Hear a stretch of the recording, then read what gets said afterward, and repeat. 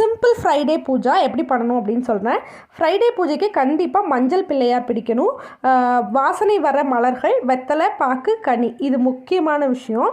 நம்ம பிள்ளையார் பிடிச்சதுக்கப்புறம் பிள்ளையாருக்குன்னு ஒரு நெய்வேத்தியம் வைக்கணும். வச்சுட்டு பிள்ளையாரோட ஸ்லோகம் சொல்லி முடித்ததுக்கப்புறம் அவருக்குன்னு ஊதுபத்தி ஏற்றி கற்பூரம் காமிச்சு கற்பூரம் அணைஞ்சதுக்கப்புறம் அவரை கொஞ்சம் இருக்கிற இடத்துலேருந்து மூவ் பண்ணி வைக்கணும்.